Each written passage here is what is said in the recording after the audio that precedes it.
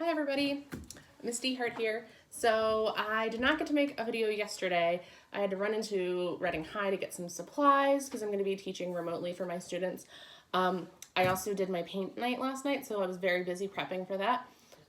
So what we're going to do today is we're going to do a paper weaving, and we are going to use some materials that you might have left over from projects earlier this week. If you don't have any of those items, like maybe you weren't able to join us and make some, or maybe you used them for collage or some other art that you were making, I have some alternatives for those art makers. So here is my end result, and you can see this is made in a time-lapse video.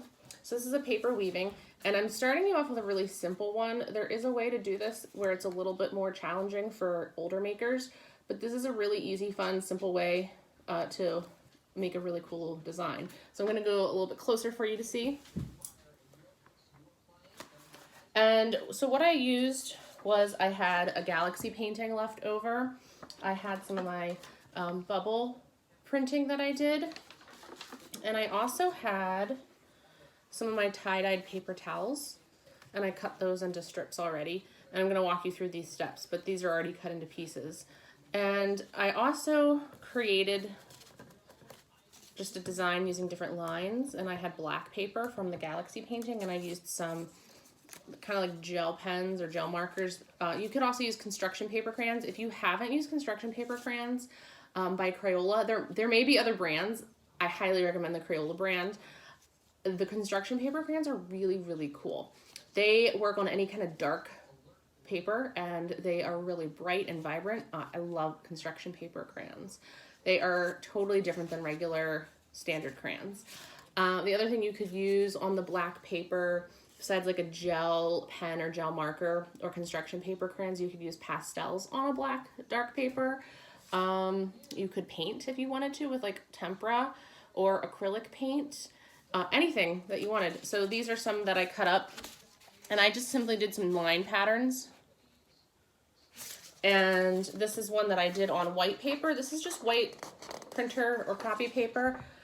This is in the time lapse. This is just some random line patterns. I just kind of had fun. I love cool colors, so purples, blues, and greens, I tend to lean towards those colors. Occasionally I'll throw in a magenta or an orange, but even like these cool colors, I just like them. If you don't have the items, so obviously drawing on the paper is one option, but another option, you could use newspaper. I went through some magazines that I had lying around the house. And I just picked out some pages that I liked the color scheme of, the pictures, and I'm going to walk through cutting this up as well. So let's get started. So besides these papery goods that you're going to need, you may need some markers, a pencil, a ruler, and some scissors. Okay. So what we're going to do is we're first going to pick the paper that's going to be like our main part of the weaving. We would call this the warp if we were making an actual weaving, like out of fabric, out of, textile. This would be called the warp. So my galaxy painting was the warp on this guy. And if I flip it over, you can kind of see it a little bit easier. This one is not cut all the way through. So I'm going to pick my white piece of paper that I designed, because I feel like you'll be able to see my lines really well. So I'm first going to fold this in half. I'm holding it vertically or tall like a building, and I'm going to fold it in half so that my design is on the inside, like that. And here's my opening. And on the opening edge, I'm going to use a ruler, and I'm going to draw a line across there. I'm going to make mine about a 1/2 inch. I'm not actually measuring it. I'm just kind of like saying, yeah, I like that size. If you're a little maker, or the parent or grown up of a little maker, you might want to make this a little bit wider than a 1/2 inch, like maybe the thickness of your ruler. Let me show you up close what I did. So here is the opening, and then there's my line. Now, what you could do is just line up your ruler with the edge of the paper and make it the width of the ruler. I made mine a little bit smaller since I'm an adult and have a little bit more coordination with my fingers. Oh, I still need that. Now what I'm gonna do is I'm going to teach you a trick on how to get sections that are somewhat even, okay? So my paper is 8.5 because it is a copy sheet of paper. So I'm going to like make a little bit of a mark. Yeah, you didn't know you were going to do a little bit of math. I'm going to make a mark at 4.25, which is half. Let me show you. See my mark right there? Bam. Okay, and I'm just going to draw a vertical line from the horizontal line and down, like that. Now what I'm going to do is I am going to find half of my half on both sides. Might need a little bit of fractions, like that. And I'm going to draw those lines down. Now, if I have a little artist, a little maker, this might be plenty for me for large sections like that. But I'm going to divide these in half again. And this time I'm not even going to use my ruler. You can. I'm not particular. You could do these lines wavy as well if you'd like. You could use some of those fancy scissors that cut, you know, zigzag or wavy lines too.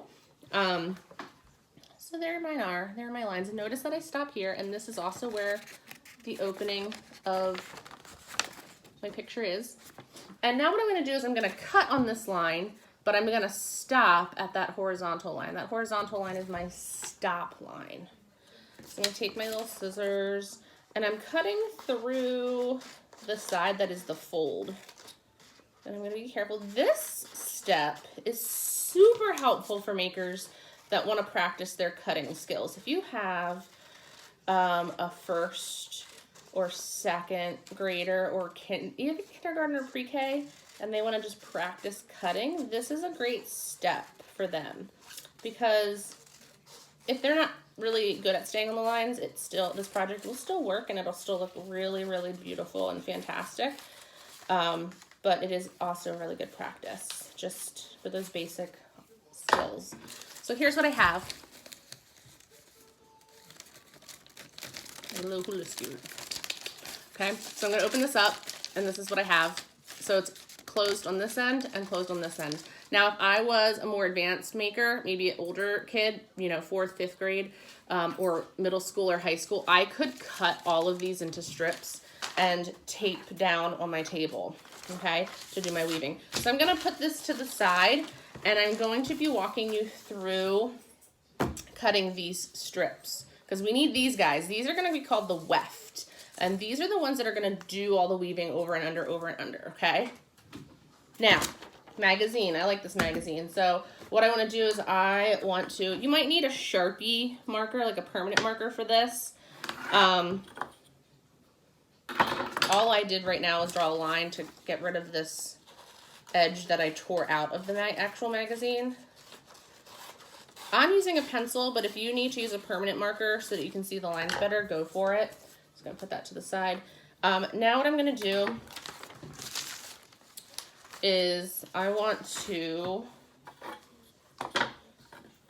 make some sections with my pen. There's my pencil.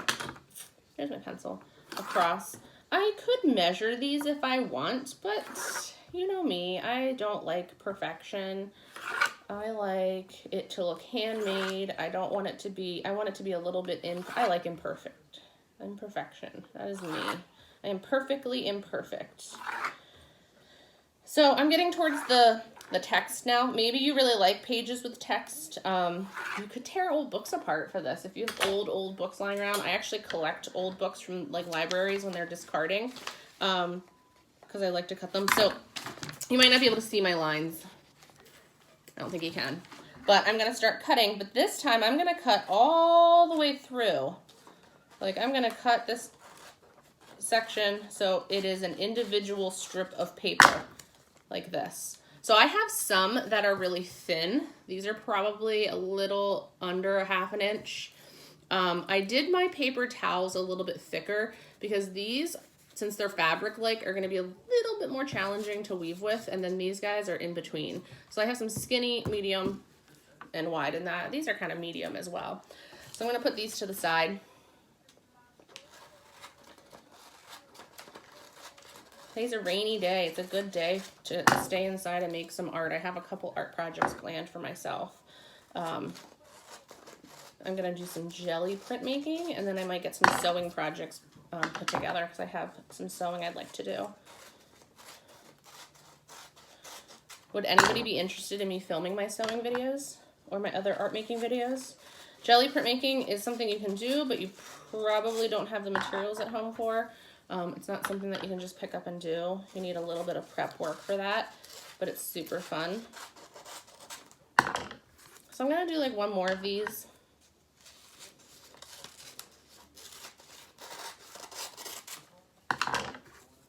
Okay, put this to the side. So now I have all my strips here kind of organized.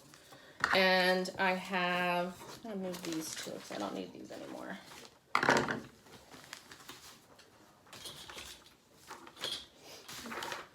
So I have my guy that I cut, and he wasn't cut all the way through. And so this is where I'm gonna do an over-under pattern, okay?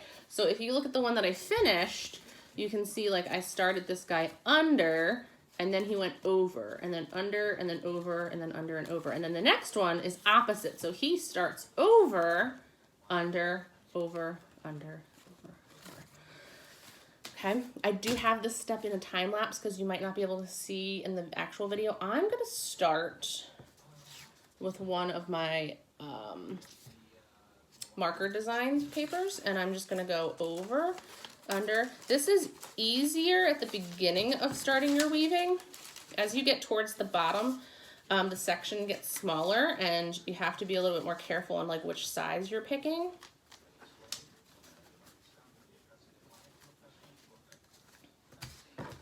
All right, so there we go. I'm gonna scoot him so he's all the way against that stop line. And now I'm gonna grab one of my paper towels. I want one that's like really, really painty. And now I'm gonna go over, under, instead of under, over.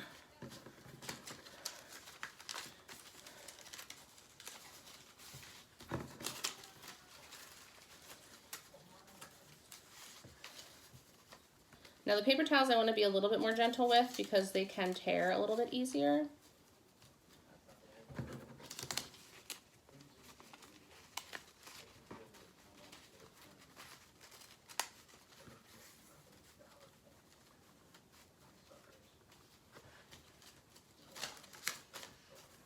So there is my paper towel. I'm scooting him up against the one that I just did. And I'm going to keep going with this pattern.